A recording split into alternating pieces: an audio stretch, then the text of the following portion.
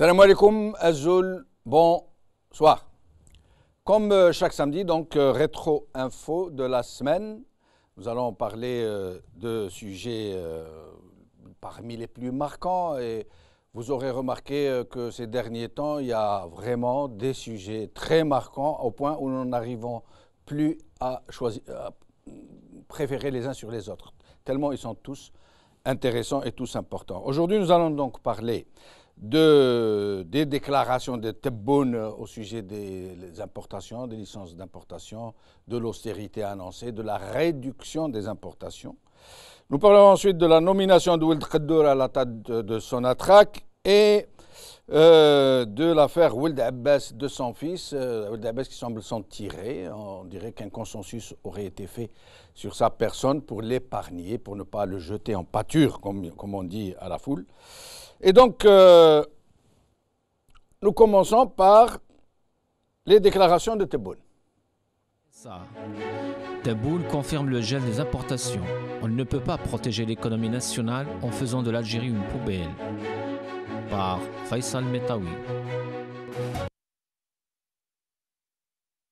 J'ai le plaisir donc de recevoir ici sur le plateau Rachid Nekaz, président du MJC. Merci d'être avec nous. Zohair Rouis, secrétaire national de Jil Jadid. Bonsoir à vous tous. Bonsoir. Et Azdine Zalani, juriste et analyste politique. Merci d'être avec nous. Alors, donc, on va commencer par Tebboune. Vous avez tous suivi cette déclaration sur l'importation. Il a parlé de poubelle. Il a dit que l'Algérie ne peut plus continuer à être une poubelle de tous les plus mauvais produits du monde qui se déversent sur l'Algérie. Et on dirait qu'ils viennent se réveiller après avoir profité pendant 20 ans, fait profiter leurs copains, leur clientèle d'une importation tout azimut sans aucun contrôle.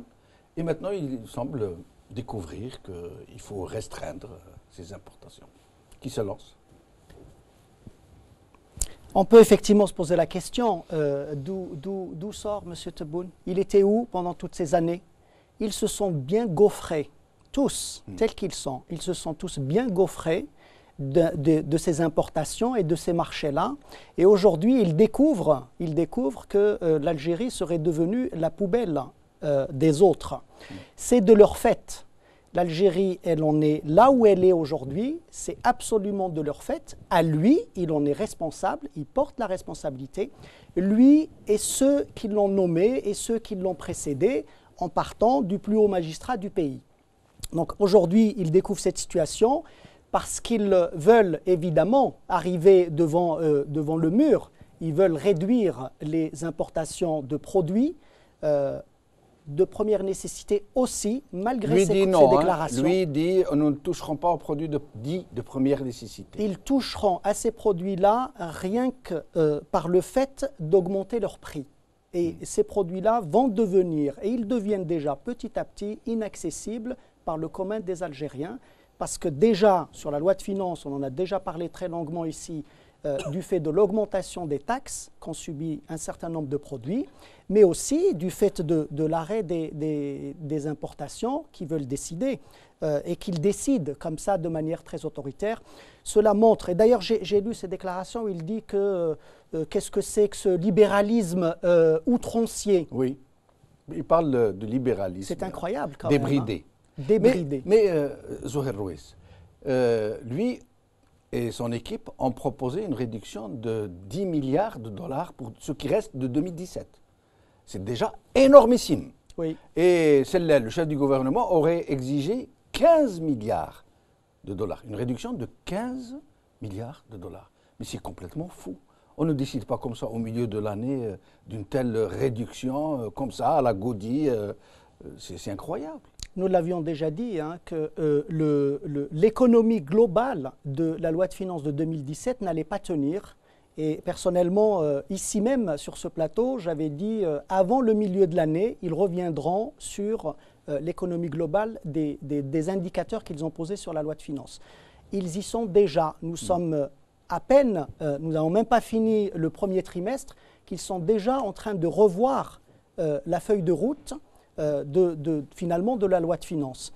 Et cela est finalement assez instructif sur la façon de gérer le pays, de cette méthode. Il disait qu'ils avaient un parlement légitime Oui. et des institutions légitimes. Oui.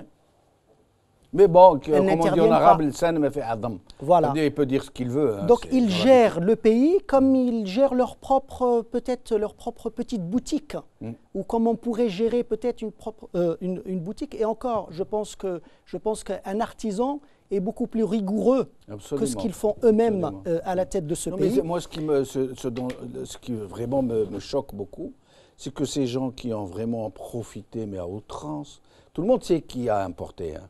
Ce sont les généraux, leurs enfants, leur clientèle, leur parentèle, les ministres, leurs cousins, leurs cousines, leurs copines. Et donc, c'était tout à fait normal. Ils ont apporté n'importe quoi. Ils ont réellement importé de la poubelle.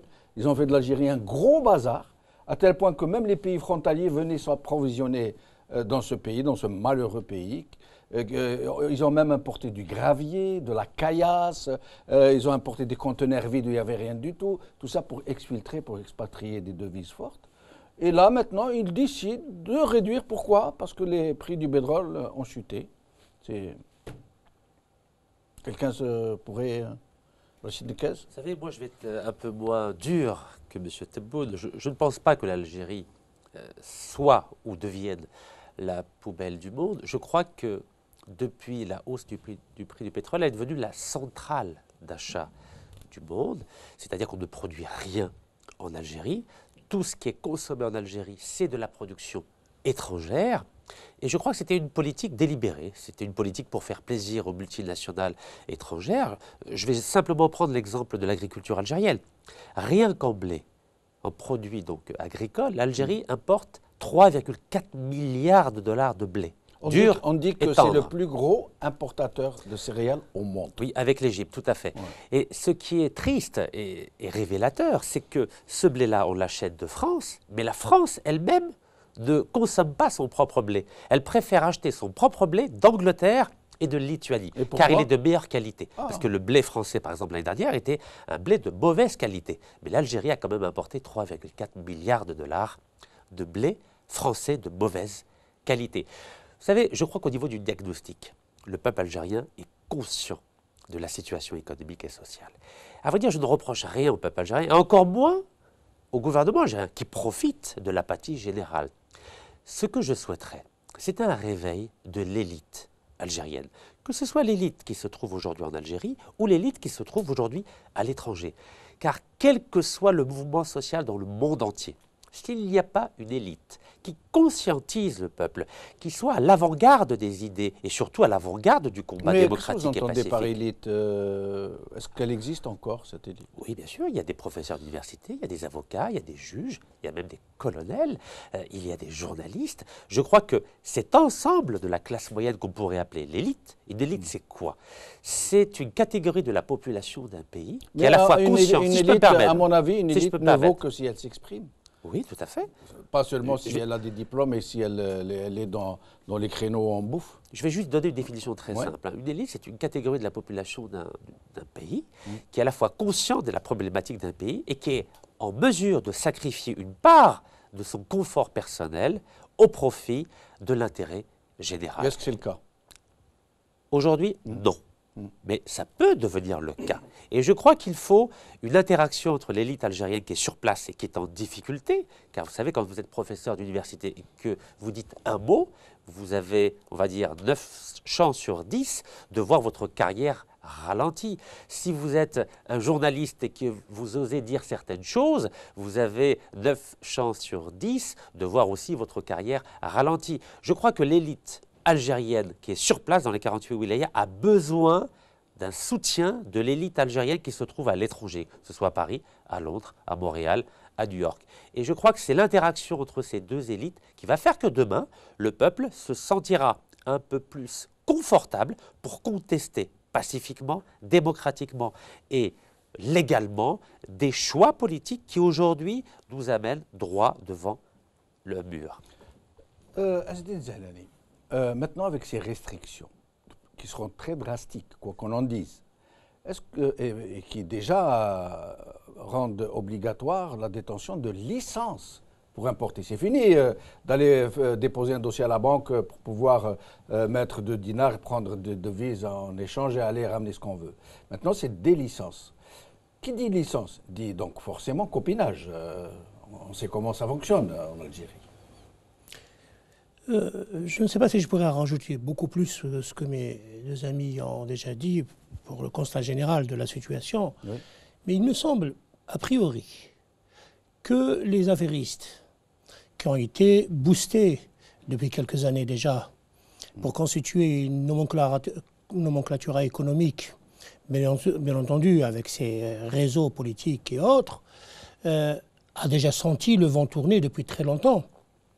Et a commencé depuis pas mal de temps, nous détenons tous les informations, sur les départs de grands capitaux vers les pays du Golfe notamment. Et donc, ceux-là n'ont plus besoin d'avoir leur argent en Algérie et ils ne seront pratiquement pas touchés par les éventuelles restrictions ou les restrictions qui touchent d'ailleurs les intrants nécessaires et aussi le niveau de vie de la population. Mais dans les grands créneaux comme justement le blé, le médicament, l'armement, toutes ces grandes enveloppes qui sont généralement sous monopole des plus grands barons du régime. C'est des marchés fermés. D'accord. Monsieur Nekaz a dit tout à l'heure comment fonctionne ce lobby terrifiant du blé, par exemple. Oui. Pour ne citer que le blé, il y a une mafia internationale, le lait, par exemple, qui empêche l'Algérie de produire du lait. Et d'être autonome en la matière, comme pour le blé, qui est un pays céréalier, l'Algérie, comme pour la viande. Nous avons fait une émission sur l'agriculture il y a quelques jours qui est en train de passer en 3 parties, où des experts nous disent que non, que nous ne sommes pas, nous n'avons pas vocation à produire du lait, nous n'avons même pas vocation à créer des céréales, quel que soit le mythe de grenier de Rome et autres, et qu'au contraire, nous devrions nous orienter vers des créneaux où nous serions vraiment disposés à être performants. Au-delà et à ne pas se refuser d'importer ce que nous ne pouvons pas produire. Le grenier de Rome, c'est vrai qu'il fallait déjà, à l'époque, le relativiser. Au point de vue de l'Antiquité, c'était le grenier de Rome, mais pas de l'Empire romain, premièrement. Donc la production numide, je dirais, partait vers Rome, vers la population romaine, et pas vers l'Empire romain. Donc ça réduit un petit peu de la propension qu'on a à dire que l'économie algérienne, etc. L'économie algérienne agricole est particulièrement une économie de steppe. Oui. Et les Romains, la première chose qu'ils ont fait, pour revenir un petit peu à l'histoire, c'est détruire par le limès, qui avançait au fur et à mesure, toute l'agriculture, l'économie pastorale ou semi-pastorale. Oui. Qui est la nature même de l'économie algérienne, en fermant les frontières, etc., et en établissant les fameux domaines que les Français, quand ils sont venus après, ils ont un petit peu fait la même chose. Oui. Ce qui s'est produit après, dans la suite de la colonisation, c'est les lois de la révolution agraire, y compris la 3e phase, qui a détruit complètement le cheptel algérien. Quand on a obligé Et puis des steppes qui ont été épuisées par des parcours trop anarchiques, par un pastoralisme débridé. Il y a eu deux phénomènes, si on peut résumer. Premièrement, avant, l'Algérie est un pays steppique, par définition, mais c'est le pays du mouton qui entraînait une autosuffisance du point de vue animal. Auparavant, et pendant des milliers d'années, je dirais, le pasteur, parce que nous sommes un pays de pasteurs, nous étions rarement un pays de marins. De sédentaires. Nous sommes donc un pays de pasteurs, et le pasteur marchait à la même vitesse que le mouton, quelques kilomètres par jour. Maintenant, à l'heure des grands camions, on voit tous, au début de l'été et au printemps, les grands camions venir du sud pour remonter vers le... Des sortes de transhumance mécanisées. La fameuse transhumance, mais qui se fait maintenant façon mécanisée. Mécanisée, et donc l'herbe n'a pas le temps de pousser avant que finalement que les camions arrive. Mais la destruction du cheptel algérien, comme la destruction en général de l'agriculture algérienne à partir de ce qu'on a appelé la révolution agraire, la destruction du cheptel algérien est l'une des causes de la dépendance. Parce qu'avant la dépendance, on s'est retrouvé donc, on a déjà détruit le cheptel algérien et détruit la superstructure dans un cadre juridique, celui de ce qu'on appelait la troisième phase de la révolution agraire, celui de l'accaparement ou de la nationalisation des immenses territoires de parcours qui ne sont pas une propriété parce que l'Afrique du Nord et l'Algérie particulièrement et les terres arches, mais des terres de parcours ne sont à la propriété de personne et à la propriété de tout le monde. Exactement. Et quand on voit dans les Memcha, quand on voit dans la région de Tiaret, dans la région d'Aflou, dans les hauts plateaux, tout ça a été déstructuré par le système, j'allais dire le droit civil romain ou français, celui de la propriété, etc. Et donc, destruction de l'agriculture depuis 2000 ans, finalement, la destruction de l'agriculture algérienne. Pour revenir, si vous me permettez, donc, aux propos de M. Tebboune, je pense que nos amis ont bien mis en évidence ce que je pourrais rajouter simplement, c'est qu'il y a actuellement et depuis quelques années une création d'une bourgeoisie, entre guillemets, parce qu'elle n'est pas sociale, pas dans le sens bourgeoisie tel qu'on la connaît dans les systèmes sociaux européens, donc de personnes extrêmement riches et ou enrichies très rapidement et qui se sont mis depuis très longtemps à l'abri, maintenant à Dubaï, ailleurs, etc. Alors, nous allons, sauf si quelqu'un veut rajouter quelque chose, pour passer au sujet suivant. Juste peut-être pour dire qu'en résumé, ce qu'il faut retenir, c'est que la situation économique du pays étant ce qu'elle est, c'est-à-dire un déficit là, sur 2016 qui a été donc, annoncé, officiel, des chiffres officiels, donc après on en tire ce qu'on veut, 17 milliards de dollars. Ça veut dire que nous allons au fur et à mesure droit vers le mur, tout simplement. Donc ayant pris conscience de cette situation, ils essayent de réduire comme une forme d'ailleurs de chantage social à la population, de réduire un certain nombre d'importations pour qu'ils puissent eux-mêmes se partager finalement les fameuses licences qu'ils remettent en place pour qu'eux continuent néanmoins toujours à se goinfrer, mais que la population, elle est obligée finalement de réduire son train de vie ou son ambition pour consommer des produits de base finalement. Donc on a une situation économique, ils en prennent bien conscience, ils réduisent, mais ils maintiennent un système qui leur permet néanmoins de continuer à alimenter les clientèles parce qu'ils en ont besoin. Ils vont devoir restreindre les grandes sphères où on se profitait, où on se gaufrait, comme vous disiez, mais là, ils vont réduire vraiment à leur périphérie très proche. Absolument. C'est ce que, en tout cas, on constate. Je voulais vous demander, ces grands pôles d'importation qui ont émergé depuis la flambée des prix des pétroles, comme la Elma, par exemple, Souk Dubaï, comme on l'appelle, vous pensez qu'ils vont disparaître? Je ne sais pas. En tout cas, s'il y a des intérêts pour certains des barons, ils demeureront. Mais il n'y a plus d'argent. Je ne peux pas faire de politique fiction, j'en sais rien. Ce que je vois, c'est que la situation se complique et que par conséquent, on risque d'avoir des problèmes encore plus graves, peut-être des soubresauts, on en parle depuis un petit moment, des soubresauts qui vont se multiplier parce qu'ils existent en réalité. Comme la disparition de plusieurs emplois, par exemple, d'un grand nombre d'emplois qui sont liés à ces pôles d'importation. Mais c'est évident parce qu'en contrepartie, en réalité, ils ne mettent aucune stratégie économique de création de richesses à l'intérieur du pays. Ils n'en font qu'en parler depuis des années, mais ils ne mettent en place aucun dispositif réel, concret, parce qu'ils n'arrivent pas à l'imaginer, tout simplement, je suppose, parce que cela peut-être ne les intéresse pas ou ils n'arrivent pas à en tirer des bénéfices. Et donc, comme ils ne créeront pas et passer à long terme aussi. Absolument. Parce qu'eux, ils veulent du court terme, juste... Oui, voilà. Mais comme ils n'arriveront pas à créer donc, des emplois, tout en réduisant finalement en mettant des barrières à la production nationale, le peu de production nationale qui existe. Je parlais des hausses de TVA, etc. Parce qu'une hausse de TVA, c'est une augmentation de prix. Une augmentation de prix, c'est une baisse de la consommation. Une baisse de la consommation, c'est une baisse de la production. Et une baisse de la production, c'est le chômage. De l'emploi. Et absolument. Voilà. Donc, quand ils vont être dans cette équation inextricable pour eux. Et nous allons passer au sujet suivant. Je voulais juste rappeler qu'en ce moment, nous parlions tout à l'heure d'agriculture. En ce moment, nous sommes en train de diffuser une émission en 3 parties sur l'agriculture dans une autre émission, Le Vif, du sujet que nous vous invitons vivement à regarder. Une émission dans laquelle s'expriment de très grands experts en la matière.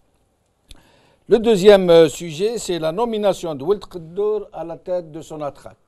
Le matin d'Algérie. Hussein Malti, Washington est derrière la nomination d'Ould Qaddour à la tête de Sonatrach par Hamid Arab. Alors, qui se lance? Je crois que cette affaire-là, à mon sens, c'est l'affaire du basculement de la situation morale et politique en Algérie. C'est-à-dire 2007, ce monsieur, qui vient du MIT de Boston, donc c'est la plus prestigieuse école. Massachusetts Institute. Absolutely, yes. Of Technology. Donc c'est la plus prestigieuse école d'ingénieurs dans le monde entier, à Boston. Ma femme y était à l'époque, entre autres. Ce monsieur, donc, sur le plan des compétences, il n'y a rien à dire, mashallah, comme on dit, alhamdoulilah. Walakin, ce monsieur, en 2007, a été condamné par un tribunal militaire algérien pour avoir divulgué des secrets, d'informations secret défense à un pays étranger qui s'appelle les États-Unis d'Amérique. Comme vous le savez, ma femme est américaine, mais quand il s'agit de Siyad al-Wataniya, de la souveraineté nationale algérienne, pour moi, c'est une île rouge. Il est hors de question, je dis bien hors de question, de laisser un monsieur qui a été condamné par un tribunal militaire algérien pour avoir divulgué des informations secret défense aux États-Unis, de laisser ce monsieur gérer la plus grande entreprise algérienne, a fortiori l'entreprise qui rapporte 97% des devises du pays. Et là, je crois que c'est une atteinte directe, une remise en question directe de l'armée algérienne. Je crois que cette nomination est un crime de lèse-majesté à l'égard de l'armée algérienne, donc Djeish el-Jazairi, car l'armée algérienne a dit en 2007 que ce monsieur était un espion, un traître à l'Algérie. Et comment on peut imaginer que des responsables politiques aient pu prendre une décision en contradiction avec la décision du tribunal militaire de l'État? Il y a un même rapport du même DRS qui a inculpé ce monsieur, qui l'a blanchi. Du temps du même Tawfiq. Ça veut dire le même Tawfiq. Il a fait un rapport contre lui où il était question d'espionnage en faveur d'une puissance étrangère, etc.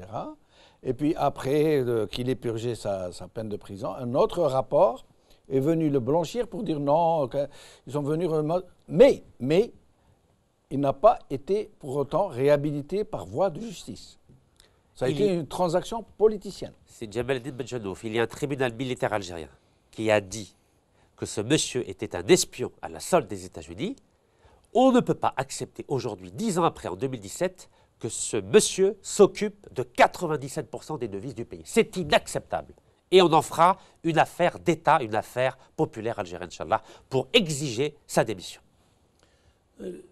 Je voudrais parler sur le point de vue juridique, si vous me permettez, parce que le terme d'espionnage dans le code pénal algérien, qui a été élaboré en 1966, à l'époque d'une économie fermée et autres, etc., où il était interdit de photographier une plaque... caserne, par exemple. Une caserne. Une caserne. Un mur d'enceinte. Voilà. Maintenant, à l'époque des satellites, etc., et tout cela, la notion de secret d'État et autres, etc., beaucoup de choses dans ce genre-là sont tombées en désuétude. On parle bien d'une mallette. Je parle du code pénal algérien. Pas une mallette, Progrès de des technologie. mallettes. En l'occurrence... le code pénal algérien est à revoir. Il ne s'agit pas d'une photo. Hein. En fait, BRC, dont ce monsieur était le dirigeant à l'époque, avait ramené, elle était dans une opération d'importation de mallettes de très grande sophistication en matière de communication militaire.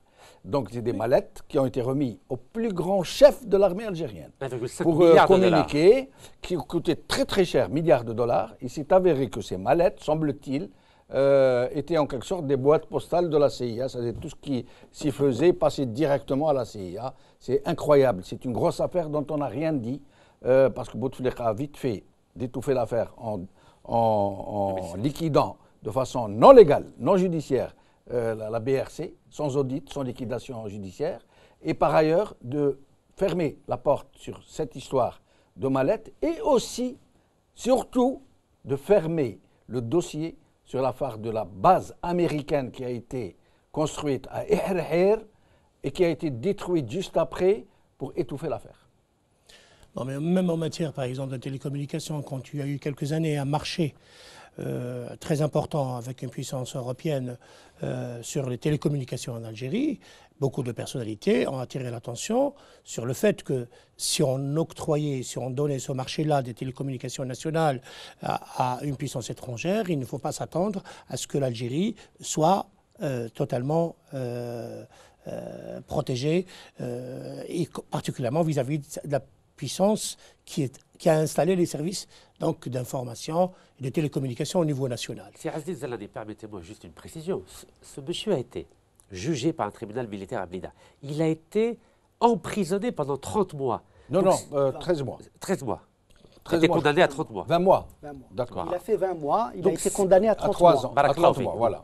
Donc c'est sérieux, c'est très très grave. Comment peut-on imaginer 10 ans après que ce monsieur puisse s'occuper de 97% Mais la des grande devises question, du pays? si je me permets de vous c'est interrompre inimaginable. tous les Ouais. deux, la grande question, moi, que j'aimerais que vous puissiez y répondre, si tant est que vous ayez une réponse. Pourquoi a-t-on ramené ce monsieur? Dans quel but? Pourquoi? À la limite qu'il soit très compétent, il n'est pas le seul compétent. Qu'est-ce que ça cache? Qu'est-ce qui est derrière? Qui, d'après vous, La guerre de Sonatrach a commencé, la guerre actuelle de Sonatrach a commencé en 1999 à l'arrivée du président Bouteflika, qu'il n'a pas caché en désignant des parties de la population algérienne, en disant que ces parties-là se sont accaparées de Sonatrach et que ma mission à moi est de reprendre Sonatrach. Et puis, il y a eu une lutte. Ça veut dire une régionalisation. Régionalisation. L'enlever au Kabyle, la donner en Edroma. Exactement, voilà. Ouais, pour dire les choses. Et pour dire les choses. Sonatrach a été à un moment donné la chasse gardée d'une population qu'on appelle Kabyle, Hassim Saoud, etc. Mais Rosalie n'est pas Kabyle. Ça a commencé en 92, à vrai dire, c'est bien avant, hein, si je peux me permettre. Oui. Oui, mais on revient à l'islam et puis on va plus en sortir. Ouais. Non, avec la chute du prix du baril, donc en 86-87, on a commencé déjà à laisser du pouvoir aux multinationales dans le désert algérien. Non, Notamment, ce que je voulais on a dire, laissé une si place vous importante permettez, aux compagnies américaines et aux compagnies françaises. Le pouvoir de 99, M. C'est bien avant Bouteflika. Quand il est arrivé, il a mis l'accent sur quelque chose de très très sensible en Algérie, la question du régionalisme, de Kabyle, anti-Kabyle, etc. Et là, pointer le doigt là-dessus, sur les Kabyles, sur les Chaouis et autres, etc. Donc pour jouer ce jeu-là dans plusieurs domaines. Mais ce n'est pas les Kabyles qui possèdent 100% du gaz illicite aujourd'hui. Mais bien entendu. Aujourd'hui, 100% du gaz illicite, c'était de la démagogie, hein, mais ça pouvait plaire à une partie de la population. Quand il je disait... crois que ce n'est pas un problème de Kabyle ou d'Arabe, si je peux me permettre. 100% du gaz d'Illizi, ça n'appartient pas aux Kabyles, ça appartient 20% aux Français, 52,5% aux Espagnols, et 27% personnel dirigeant. Non, je parle aux Italiens. Dirigeants et non dirigeants. C'est pas ça le problème, si je peux me permettre. Si je peux me permettre, hein. Ouais. Ah non. 65% du gaz Adrar appartient à la France. Zohar Ruiz, puis nous revenons. Je ne Ce parle n'est pas quelques postes qui vont faire la différence. Je me permets de vous sur deux interrompre. registres différents. Si on peut revenir au sujet, de quoi il s'agit. Rachid Naqaz a raison, il l'a souligné. Il s'agit de quelqu'un qui a été condamné par la justice militaire de Blida pour des faits de haute trahison. Condamné à 30 mois, il en a fait 20. En fait, pour dire des termes, ce n'est pas haute trahison, c'est espionnage. Le chef d'inculpation haute trahison n'a pas été... J'espère que l'espionnage, quand même, au profit d'une puissance étrangère, c'est vraiment de la haute trahison, ou alors on est vraiment sur du droit commun. Donc c'est de la haute trahison. Et aujourd'hui, donc ce monsieur est remis à la tête de... c'est pas la plus grande entreprise du pays, c'est l'entreprise du pays. C'est les devises du pays. 94, 96 ou 17% des ressources de l'Algérie proviennent de la vente des hydrocarbures. Donc il est à la tête de cette entreprise-là. Et pourquoi, Sur le plan de la pourquoi on l'y a mis symbolique, Pourquoi on l'y a mis je vais y arriver. Sur le plan de la symbolique, quel est le message qu'on délivre aux communs des Algériens? On peut tout faire. Ouais, On voilà. peut tout faire. Il ne se passe rien. Que voulez-vous que les Algériens, le commun des Algériens, respectent les lois de ce régime? Pourquoi voulez-vous qu'ils respectent les règles qui sont imposées au commun des Algériens? On est en train de leur dire, vous pouvez tout faire, il ne vous arrivera rien. À partir du moment, à partir du moment où vous faites partie de la clientèle Vous êtes de du ce bon régime. côté du manche. Voilà. Sinon, les lois sont faites pour vous, en réalité. Les lois sont faites pour tous les autres, nous autres, et pas pour eux. Eux, ils peuvent faire ce qu'ils veulent. Ils peuvent aller jusqu'à l'espionnage au profit d'une puissance étrangère. Vous rendez-vous compte sur le plan de la symbolique? Mais pourquoi Et maintenant, pourquoi est-il pourquoi là? les décideurs ont-ils pris un tel risque de se découvrir, à la limite de défier les Algériens, en nommant un homme qui traîne autant de casseroles? Je finis et je vous donne la parole. Probablement que ça répond à un certain nombre d'éléments qui sont en cours de mise en place. Préparer le 2019, avoir quelqu'un qui puisse fournir la grosse Probablement. finance. C'est un des amis de Cheikh Ibrahim. On parle de lui, mais et on a parlé aussi de Cheikh Ibrahim il n'y a pas longtemps. Oui. Il y avait un mandat international contre lui. Oui, Et pourtant, il est rentré accueilli Oui. par les autorités du pays, absolument. malgré le mandat international. Sur le plan de la symbolique, là aussi, c'était quelque chose. Et puis, je ne parle pas des Zaouïas, etc., tout ce qu'on a fait autour de lui. Et là, c'est finalement une reconstitution de ce bloc des mafieux, du clan de l'argent sale, et finalement des condamnés jusqu'aux condamnés pour haute trahison, qui se reconstituent pour quelque chose peut-être qui est en train de se préparer. Je m'apprêtais à dire la même chose parce que ce monsieur qui a été nommé sur la traque, il a été nommé dans le cadre, il ne faut pas oublier que c'était Chakib qui avait à la fois le ministère de l'énergie et Sonatrach pendant des années. Et qui aurait, dit-on, constitué la fameuse caisse noire pour les frères Donc, Bouteflika. qu'un subordonné ou un ami ou un complice, ou appelez ça comme vous voulez, ou en tout cas un affidé à Chakib Khalil, qui est bien posté là où il faut, c'est-à-dire c'est un avantage pour ceux qui ont nommé Chakib Khalil, ceux qui sont très proches de Chakib Khalil, qui l'ont nommé dès le départ à ce poste stratégique, et celui-ci nomme aussi quelqu'un de fidèle. Je ne vois pas le changement. Moi, je n'ai pas compris. Expliquez-moi de façon claire. Parce que là, on dirait que vous parlez par parabole. L'Algérie Pourquoi ce monsieur l'a-t-on mis à la tête de son attraque? J'aimerais qu'on m'explique de façon claire. Parce que l'Algérie, c'est son attraque. L'Algérie, c'est le pétrole. Et le pétrole, c'est les États-Unis. Allons jusqu'au bout. Voilà. Le gaz, c'est la France. Et le pétrole, c'est les États-Unis. Donc aujourd'hui, les 40 voleurs, comme je les appelle, essaient de faire plaisir aux Américains. Comme vous savez, le président Trump est un républicain. Historiquement, les républicains ont toujours été, j'aimerais dire, proches des milieux d'affaires, comme la société Halliburton, qui est très présente dans le pétrole algérien et dans le gaz de schiste, notamment à El Salah. Halliburton qui était à BRC.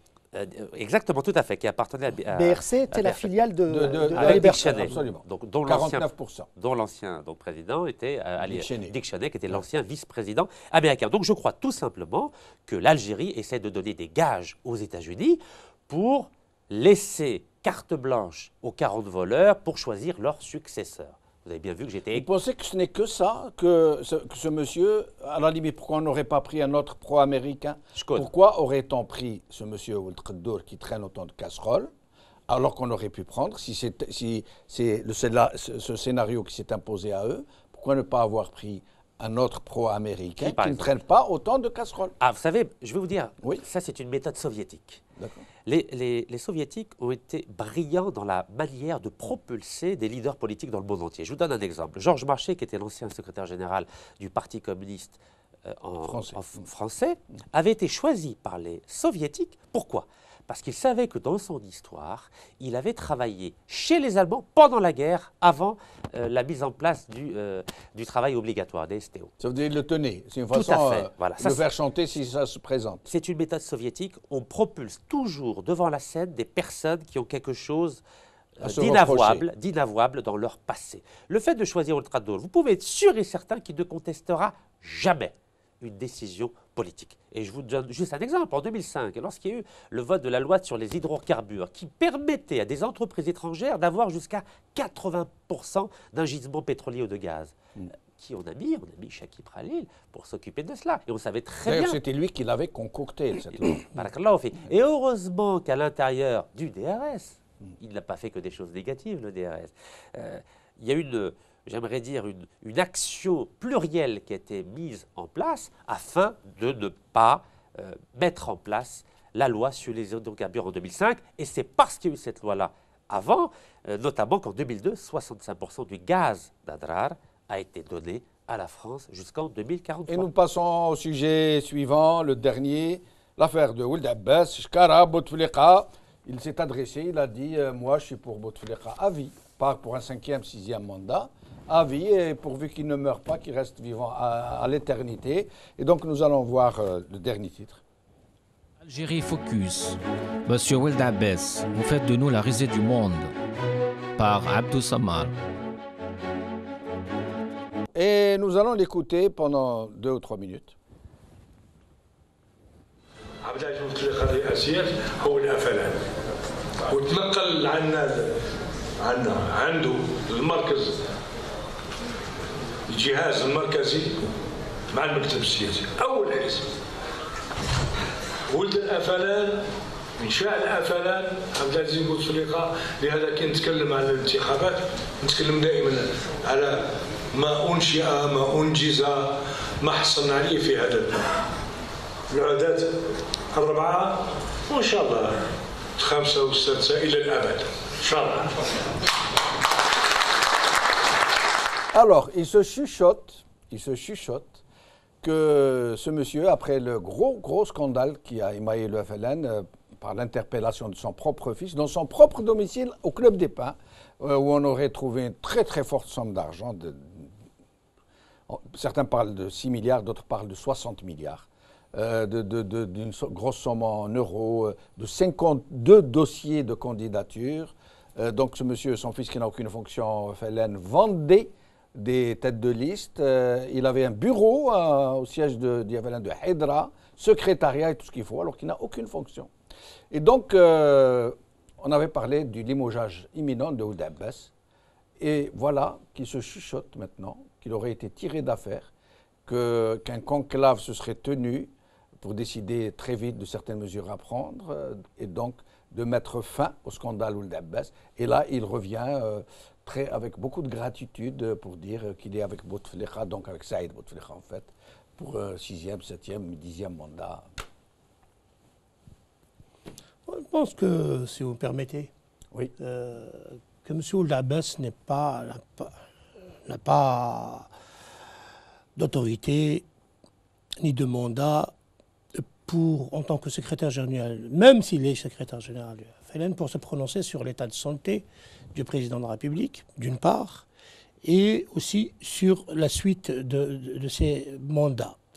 L'état de santé du président de la République, comme on l'a déjà dit auparavant, dépend d'une instance, une unique instance en Algérie, c'est le Conseil constitutionnel. Que toutes les personnalités politiques qui disent que le président est en très bonne santé ou ceux qui disent l'inverse ne sont pas, à mon avis, il a été verrouillé, le Conseil constitutionnel. Qu'il soit verrouillé ou pas, dans tous les cas, c'est le Conseil constitutionnel qui doit se prononcer. Et s'il ne se prononce pas, il ne le fera jamais. Voilà. Il faudrait l'interpeller, ne pas cesser de l'interpeller. Qui l'interpelle? Qui le saisit? Les députés, on a parlé tout à l'heure les parlementaires, de l'opinion publique, on a parlé de la presse. Il faudrait, au fur et à mesure, qu'on sorte de la mauvaise voie où on nous a mis, où c'est des hommes politiques, ou des secrétaires généraux de ceci ou de cela, ou des chefs de parti qui disent « il est en très bonne santé, il marche avec sa tête et pas avec ses pieds », ou d'autres qui disent « il est sur un brancard ». Et tous ne sont pas attitrés. C'est à la classe intellectuelle, à la classe éclairée, de dire « il y a une instance » qui doit se prononcer. Et on doit mettre cette instance... Mais elle refuse de se... Qu'elle refuse, on insistera. Non, elle refuse. La voie légale, on insistera. C'est le président du Conseil constitutionnel. Au lendemain de l'AVC de Bouteflika, on a nommé M. Meddelsi à la tête du... Pourquoi on a nommé M. Meddelsi? parce que M. Meddelsi fait partie du précaré des frères Bouteflika. Au lendemain, dès que l'AVC a été rendu public, M. Meddelsi s'est retrouvé président du Conseil constitutionnel. Pourquoi? Pour ne pas, justement, recourir au fameux article 88 qui est devenu l'article 102. Et donc, aujourd'hui, c'est un secret de polichinelle. On a tous vu de nos propres yeux que M. Bouteflika est complètement débranché, qu'il n'est pas capable de réciter la table de multiplication de 1. Et on est en train de nous dire non, on ne doit pas dire qu'il n'est pas malade, on doit attendre le Conseil constitutionnel. Eh bien, moi, je vais commencer. Oui. En tant que citoyen algérien, oui. J'adresse ici même, dans votre télévision, un appel à M. Meddelsi, et qui me connaît d'une certaine manière. Et je lui demande, je ne dirais pas solennellement, je lui demande publiquement de prendre ses responsabilités de président du Conseil constitutionnel. Et c'est Zalani Azdine qui lui dit, et il sait parfaitement de quoi je parle.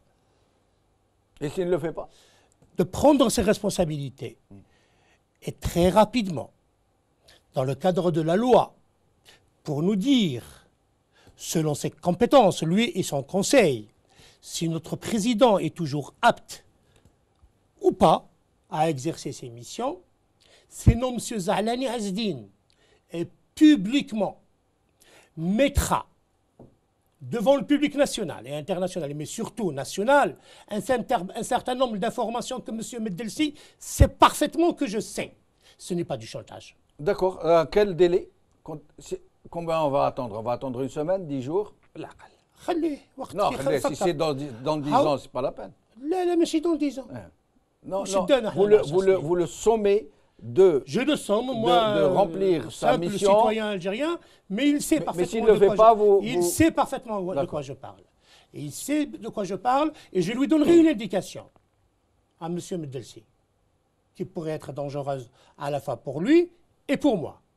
Je lui dirai, Monsieur Meddelsi, rappelez-vous la Suisse. Monsieur Meddelsi, rappelez-vous la Suisse, et dans la Suisse, rappelez-vous Genève. Et tout ça est enregistré et est écrit. Et dans un temps, nous ne faisons pas de chantage. Je dis simplement, Monsieur Meddelsi, vous êtes un représentant attitré d'une des institutions les plus importantes, particulièrement lors de la fragilité du système qu'on subit. On vous demande, en tant que patriote, en tant qu'Algérien, d'être aussi patriote que nous et de prendre vos responsabilités que la loi vous octroie, celle de nous dire que si le président est apte ou ne pas apte de prendre les dispositions qu'il faut.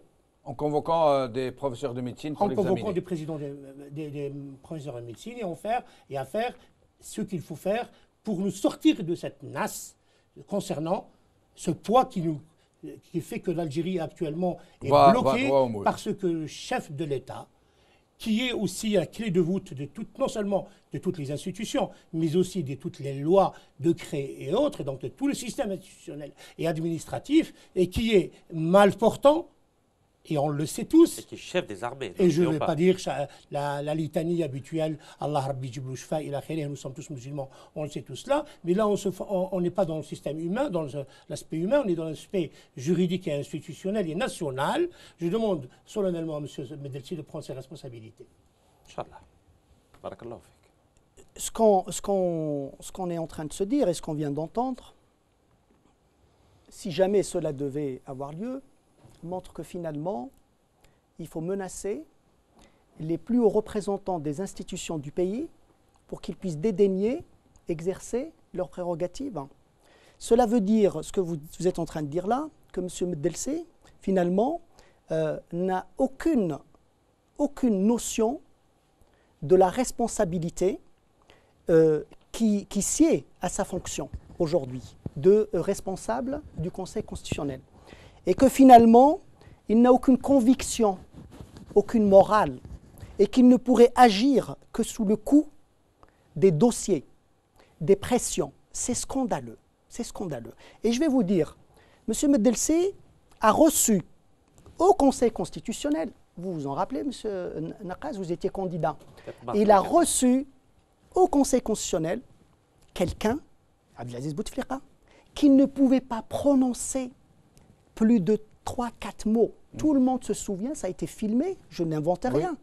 Je n'ai pas de dossier sur le sujet, ça a été filmé. La peine du monde qu'il a eu à dire « je viens vous remettre mon dossier de candidature ». M. Meddelsi a eu tout ce temps-là, comme tous les Algériens, de constater qu'il avait affaire à un candidat qui ne remplissait pas les conditions.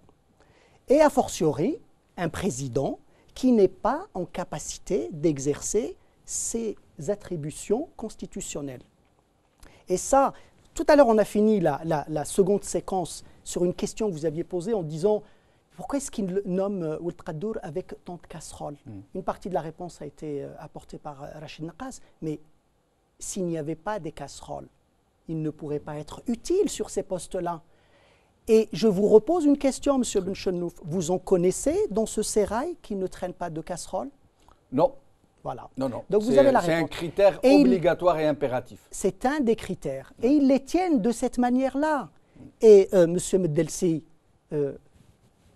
remplit cette condition, et visiblement d'autres, puisque vous avez des informations, et il en remplit visiblement d'autres aussi. Donc nous sommes sur un tel niveau de bassesse et d'affaissement, finalement, des institutions de l'État, que nous en sommes ici, dans une émission, à dire « je détiens un dossier sur celui-là, il faut qu'il applique la loi ». Ils ne le feront pas, je suis désolé de vous le dire, il n'y aura rien, il ne se passera rien. Vous vous êtes adressé solennellement en tant qu'Algérien, et vous avez bien fait de le faire dans une émission, et je fais de même, je vous dis, il ne se passera rien, il n'en fera rien. Qu'est-ce qu'on fait? Qu'est-ce qu'on fait? Il faut continuer à faire ce que nous faisons tous, et vous le faites bien aussi, éveiller les consciences, faire sentir aux Algériens, oui, c'est ça, faire sentir aux Algériens qu'ils doivent s'impliquer, qu'ils doivent être une des équations. Je sais que beaucoup d'Algériens, et j'ai déjà eu à le dire, beaucoup d'Algériens attendent tout des partis politiques de l'opposition. Or, les partis ne sont que l'expression de l'engagement populaire. S'il n'y a pas d'engagement populaire, les partis, combien même, comme Gilles Jadid et d'autres, le MJC, peuvent s'impliquer, vouloir changer les choses. S'il n'y a pas d'engagement, il ne se passera rien. Donc la réponse, il faut motiver le peuple, il faut lui donner. Il faut l'éveiller il faut l'éveiller pour lui expliquer qu'il a des droits, hein, qu'effectivement il y a des institutions qui doivent réagir, il y a des lois qui peuvent régir. Les Algériens aiment bien aussi que leurs élites, leurs leaders, ceux qui parlent au nom de ce pays, ceux qui ont peur pour ce pays, fassent comme vient de le faire Ezdine. Pour dire nous sommes là, nous nous impliquons personnellement, même s'il faut aller au charbon, mais faites votre travail, bon Dieu, sinon on va se rencontrer sur. C'est la définition de l'élite que je donnais tout à l'heure. D'une certaine manière, comme nous arrivons bientôt à la fin, j'aimerais d'abord que vous me présentiez le livre que je vois de Sofiane Djilali. Je vous ai donc apporté le dernier livre de Sofiane Djilali, La société algérienne, choc de la modernité, crise des valeurs et des croyances. Vous avez là une analyse de la société algérienne et ce livre porte finalement un condensé du projet de société de Gilles Jadid pour dire à vos téléspectateurs, voilà, le livre est disponible, il est aux éditions Gilles Jadid parce que nous avons eu là aussi le plus grand mal à trouver un éditeur qui était en capacité de prendre la responsabilité d'éditer un livre finalement, et pour la distribution, ça va pouvoir se faire en Algérie? On commence à le faire par nos propres soins et on va continuer. Bon, il y a des distributeurs. Autant l'édition, c'est compliqué, autant les distributeurs, il y en a. Donc, en tout cas, il est disponible. Vos téléspectateurs peuvent le trouver sur Amazon, pour ceux qui sont à l'étranger, ou en contactant directement Gilles Jadid sur ses pages Merci Facebook. beaucoup. Merci. Rachid Nekazi, il reste après 3 minutes. On va faire une petite rallonge. Votre candidature a été invalidée. Vous avez fait appel, comme tout bon citoyen qui se respecte, à la justice de votre pays. Vous êtes rendu à Alger. De notre pays, c'est déjà validé. Oui, de notre pays. Vous êtes rendu à Alger et là, la justice vous a totalement, définitivement débouté. À vrai dire, vous savez, je suis un légaliste. Moi, je respecte les institutions de mon pays, que ce soit l'armée, la police, la gendarmerie, la justice et même la présidence de la République. C'est vrai que la décision du tribunal administratif m'a un peu étonné parce qu'il n'y a aucun argument administratif. Il me reproche... Le tribunal de Belmourad Raïs. Belmourad Raïs, oui. Ouais. المحكمة الإدارية تاع Belmourad Raïs في الجزائر العاصمة. Aucun argument administratif. Il me reproche d'avoir choisi le nom d'une liste qui s'appelle l'ECAS MJC alors qu'il n'y a rien dans le code électoral algérien qui interdise d'appeler une liste avec les mots ou les noms de notre choix. Il me reproche d'avoir porté atteinte aux institutions de l'État algérien alors que ni l'armée, ni la police, ni la gendarmerie, ni la présidence de la République, ni même la chefferie de gouvernement n'ont porté plainte contre moi. Donc cela, la décision du tribunal administratif, je le regrette, mais ne repose sur aucun argument administratif. Ça m'allège. On va continuer. Donc on a décidé de faire un recours parce que l'article 99, il sera trop tard. J'ai le temps, vous savez, j'ai 20 ans. À moins d'obtenir un référé, ce qui n'est pas possible, je crois. C'est Jamal Eddin. N'est-ce pas? J'ai tout mon temps. Vous savez, moi je suis un légaliste. Je vais jusqu'au bout de la logique. Vous dites toujours, moi j'ai 20 ans. Inch'Allah, bien sûr. Vous avez quel âge aujourd'hui? 45. Vous êtes dans 20 ans, vous aurez 65 ans. Vous serez moins jeune que Bouteflika de 15 ans. Allez, vous savez, je vais vous dire quelque chose. Oui. Les 40 voleurs ont tous les pouvoirs aujourd'hui. Tous les pouvoirs. Mais il y a une grosse contradiction dans ce que vous dites. Je peux juste finir ma phrase si vous allez-y, mais je vais vous prendre là. Ils ont tous les pouvoirs, sauf un. Oui. Permettez-moi de lui dire. C'est le pouvoir temporel. Ils ne peuvent pas acheter du temps. Mais ما يقدروش يشروا الوقت. على بالكم باللي القانون تاع سيدي ربي la loi divine même القانون تاع سيدي ربي يبغي التغيير. Même la loi divine a prévu 4 saisons. Oui. Le printemps, l'été, l'automne, l'hiver.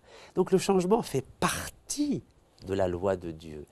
Et ils n'ont pas le pouvoir du temps. Et je crois que, et là je fais un petit clin d'œil à Gilles Jadid, je crois que les nouvelles générations sont programmées dans la loi de Dieu. Donc il y aura une nouvelle génération, Inch'Allah. Est-ce que je voulais dire simplement qu'il y a une contradiction de fond, mon cher ami. On connaît vos positions qui sont parfois très respectées, souvent très respectées. Mais comment aller vers ce Parlement? Vous savez comment fonctionne son recrutement. Mais vous ne pouvez pas laisser participer, vous savez. Particulièrement ceux de l'immigration, depuis des années, on le suit, on sait comment ils sont cooptés. Et moi, je n'ai même pas le droit d'être candidat. Voilà. Est-ce que vous avez... À quoi ça sert?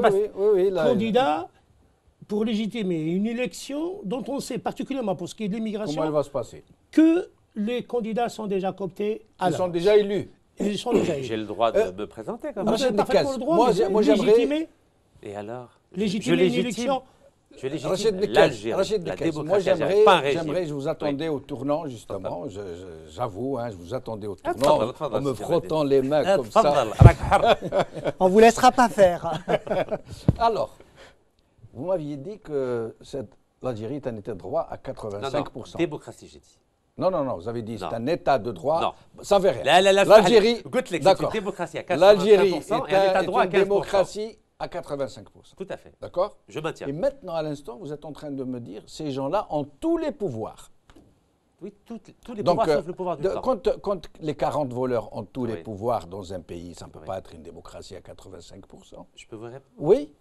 Aujourd'hui, ils m'empêchent d'être candidat. Ils m'ont empêché en 2014, ils ont modifié la Constitution en février 2016 pour m'éliminer avec d'autres, notamment M. Benouari. Cette fois-ci, ils veulent m'éliminer même de la candidature pour être simplement un simple député parmi 462 députés algériens. Mais jamais ils n'ont usé de violence, jamais.